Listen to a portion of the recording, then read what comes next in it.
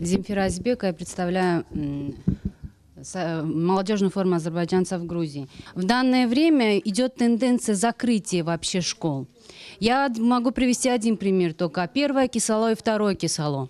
Мне вот такой вопрос. Если мы будем говорим о том, что надо способствовать развитию молодежи, давать им знания, учителей, так мы тут одновременно и сокращаем учителей, которые хотят дать знания денег, которые от души учат этих детей. Плюс таких примеров колоссально очень много. Дети вынуждены 2, 3, 4 километра. Я мать, я никогда в жизни не позволю своему ребенку идти 4 километра пешком с утра в другую деревню в первый класс.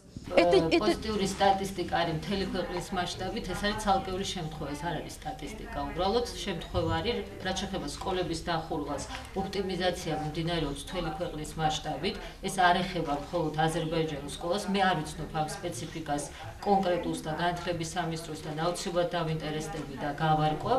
რაც შეეხება, აი, წინა გამომსვლელი საუბრობდა პედაგოგების სწავლების ხარისხზე, ხშირად პედაგოგები გარკვეულ ასაკს აღწევენ, მაგრამ ვერ უშვებს სკოლის ადმინისტრაცია და ვერ მოყავს უფრო კვალიფიციური პედაგოგი, ჩატარდა სერტიფიკაცია და სამწუხაროდ ძალიან ცუდი შედეგები იყო.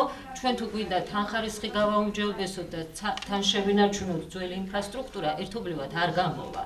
და რა თქმა უნდა, ის ადამიანი, რომელსაც ამცირებენ, იქნება უკმაყოფილო.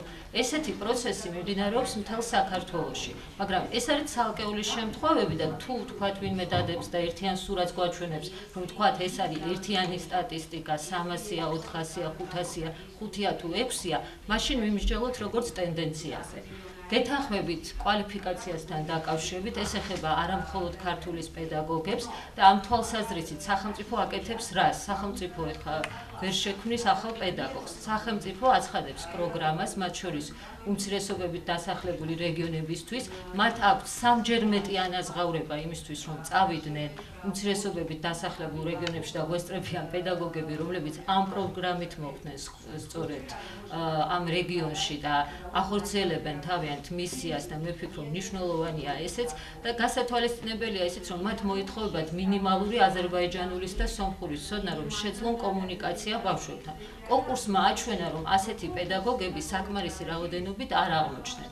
ეს კონკურსი პერმანენტულია, გრძელდება, მათ აქვთ სოციალური შეღავათები, რაც შეეხება თქვათ თანხებს და სოციალურ პრობლემებს, 20 ადგილი არის გამოყოფილი ადამიანებისთვის, რომელსაც ეკონომიურად არ აქვს საშუალება და არსებობს საშეღავათო სისტემაც ამ მიმართულებით, სპეციალურად უმცირესობით დასახლებული რეგიონებისთვის. ცხადია, შესაძლოა ეს არ იყოს ისეთი დიდი ციფრი, რომ პასუხობდეს არსებულ მდგომარეობას, მაგრამ ქვეყანაში ერთიანი სოციალური ფონია, ეკონომიკური ზრდაც არის, GDP იზრდება, ну ესეც არ არის ესეთი მონაცემი, არის მყარი სტატისტიკური მონაცემი და ალბათ მომავალში უკეთესობა იქნება. Наши вот неправительственные организации, когда изучают эти вопросы, надо разбить это общество как бы условно на две части, то есть старшее поколение и молодые люди. Молодежь больше сейчас стал изучать грузинского языка, больше, вот весомая часть сейчас молодежи владеет государственным языком, нежели у старшего поколения. И основной акцент тоже также должно быть к молодежи, чтобы молодежь приобрела бы вот грузинского языка. მოგესალმებით, ზვია დევდარიანი, სიდა. ძალიან სასიამოვნო ტენდენციას ხედავთ და ამასაც სტატისტიკურად ასე ვთქვათ დამოწმებულს, რომ 2 წლის უკან ჩვენს მიერ ჩატარებულ კვლევასთან შედარებით 10%-ით მოიმატა იმ ადამიანების რაოდენობამ, ვინც იცის ქართული ენა ორივე რეგიონში. ასე რომ მე ვთვლი, რომ მიუხედავად იმ ხარვეზების, რომელზეც ჩვენ ახლა საუბრობთ, ყველა იმ პროგრამას, რომელიც ხორციელდება ენის სწავლების კუთხით, რაღაც თავის ეფექტი აქვს და ეს არის სტატისტიკაზე დაფუძნებული ეფექტი. მე რწინდელიანი, კავკასიური ინსტიტუტის წარმომადგენელი. არაქართულენოვანი მოსახლეობა, ეთნიკური უმცირესობები პრობლემას მიიჩნევს თავის ეთნიკურ პრობლემად და არა სახელმწიფო პრობლემად, ესეც პრობლემაა უკვე, იმიტომ რომ განიხილავს რაღაც მოწყვეტილად სახელმწიფოსგან მოწყვეტილად თავის თავს. საერთოდ, როდესაც ქვემო ქართულზეა საუბარი, ყოველთვის რატომღაც მხოლოდ წარმოგვიდგება, ნუ ჩვენც ესე ვიყავით, შეიძლება რაღაც ეტაპზე აზერბაიჯანულენოვანი მოსახლეობა, მაგრამ ქვემო ქართლში არის დიდი ნაწილი სომხურენოვანი მოსახლეობაც. და საერთოდ ინფორმაციის მხრივ ძალიან საინტერესო ამბავია, გასაგებია, რომ აზერბაიჯანულენოვანი მოსახლეობა ძირითადად ინფორმაციას ღებულობს აზერბაიჯანული საინფორმაციო წყაროებიდან, სომხურენოვანი მოსახლეობა სომხური წყაროებიდან და მოსკოვის რუსული წყაროებიდან, ქართულიდან და ფაქტიურად საინფორმაციო დომხალ ბოდიში ამ სიტყვაზე რეგიონში, რომელიც ფაქტიურად ერთ პატარა რეგიონში სამი ამხელა განსხვავებული ინფორმაციის მატარებელი დიდი საზოგადოებები ცხოვრობს.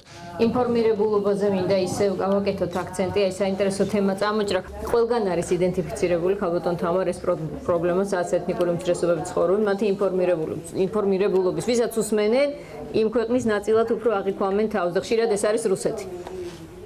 გეთანხმებით ეს პრობლემა ნამდვილად არსებობს და ამ პრობლემაზე მიმდინარეობს კარგახანია მუშაობა. მომზადდა პროექტი, რომელიც ითვალისწინებდა გადამცემების შეცვლას მთელი ქვეყნის მასშტაბით. ეს პროექტი არსებობს საზოგადოებრივ მაუწყებელში. საკმაოდ დიდ თანხებს მოითხოვს, იმიტომ რომ საზოგადოებრივ მაუწყებელს არა მარტო ამ რეგიონში, სხვა რეგიონებში მაუწყებლობის პრობლემაც აქვს, მაგრამ ეს არის პრიორიტეტი, იმიტომ რომ საქართველოს მოქალაქეები ვერ იგებენ ინფორმაციას, თუნდაც მათთვის განკუთვნილ პროგრამაზე და ამას არც არავინ არ უარყოფს. მადლობა, აი მინდა განვაგრძო ესეთი თემა. როგორ აღიქვამენ ადგილობრივი თემები, აი ზღვარს, სად არის მათთვის ზღვარი интеграциასა და ассимиляциას შორის? Хочу всех поприветствовать. Что касается вопроса ассимиляции и вопроса интеграции, для азербайджанцев, проживающих компактно в регионе Кайму-Карты, те люди, которые поднимают и связывают эти вопросы, я думаю, это просто обычная политическая спекуляция. Абсолютно никаких вопросов с ассимиляцией не наблюдается, не наблюдалось в прошлом, и не думаю, что такие вопросы будут актуальны в будущем. Вопрос образования и вопрос информированности, я думаю, это, с одной стороны, разные вещи, но с другой стороны, очень много связано. Во-первых, что мы подразумеваем под словом муниципалитет, и во-вторых, муниципалитет не обязан этим заниматься, потому что напрямую Министерство образования связано с этими школами через ресурс-центры. Здесь заключается проблема в нескольких вопросах. Один фактор – это кадровый вопрос в азербайджанских школах Грузии.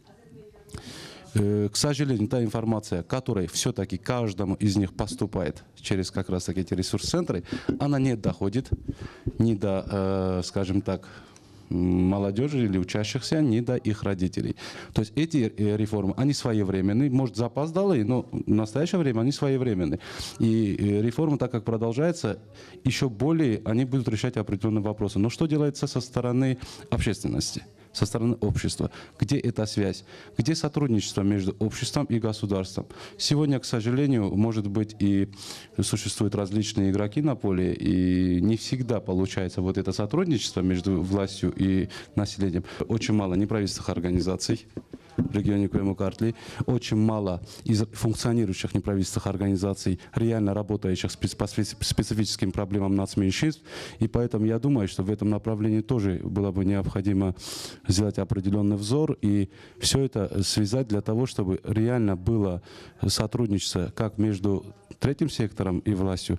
В том числе также здесь было бы неплохо подключить как раз таки те коммерческие организации и серьезно использовать средства массовой информации. Მისთვის რომ სწორედ არ არსებობდეს ასიმილაციის შიში, კონცეფციამ გაითვალისწინა პროგრამები, რომელიც ითვალისწინებს ეროვნული იდენტობის შენარჩუნებას. პირველ რიგში განათლების სექტორში იძულება არ არის სახელმწიფო ენის სწავლა. ეს არის უბრალოდ აუცილებლობა, იმიტომ რომ სახელმწიფოსთან თუ გინდა შეხვიდე ურთიერთობაში, უნდა იცოდე. თქვენ მინდა მოგცეთ სიტყვა, რაღაცა მომიჩვენა რომ სწორედ გამოხმაურება გინდოდათ აი ამ თემასთან დაკავშირებით. მოგესალმებით, ზაურ ხალილოვი. რაც შეეხება განათლებას, ოფიციალურ სტატისტიკურ მონაცემებს გეტყვით, რაც შეეხება არაქართულენოვან სკოლებთან მიმართებაში ქართული ენის მასწავლებლების. ეს არის 70% მასწავლებლების ვერ ფლობს ქართულ ენას, რომელიც დღეს რეალურად უნდა ასწავლიდეს არაქართულენოვან სკოლაში ქართულ ენას. უკვე ცირდება რუსული ენის როლი ამ ქვეყნებშიც.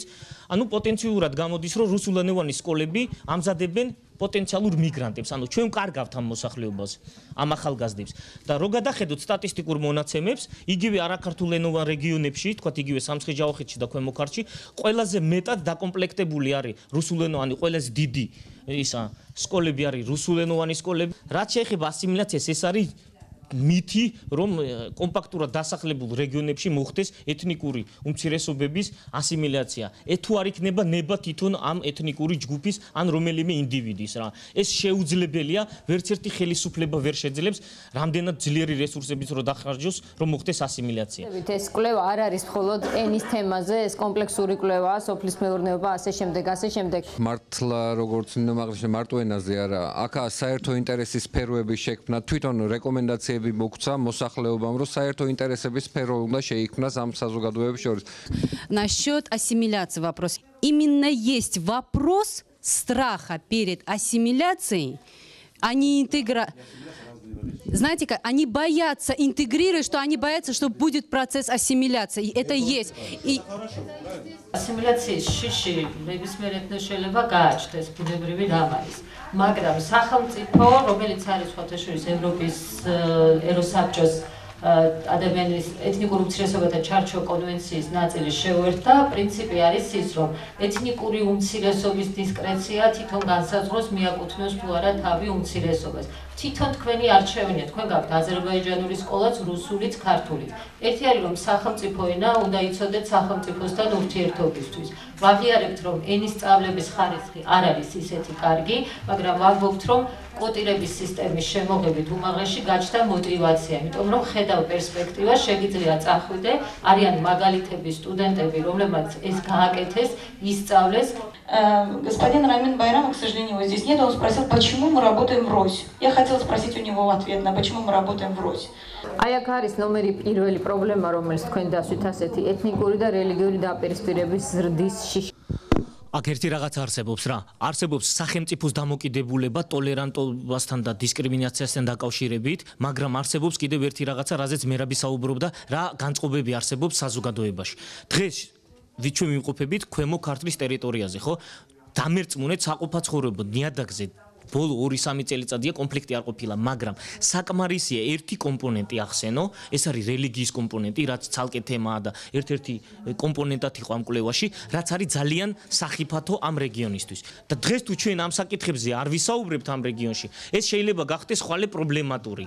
Я хотела бы, чтобы неправительственный сектор или третий сектор, так называемый, и те структуры, которые могут принимать решения, вместе работали бы в направлении того, чтобы улучшить процесс интеграции, тот вопрос, о котором мы сегодня говорили. Я хочу сказать, что подобного рода встречи, такие исследования, это очень полезно.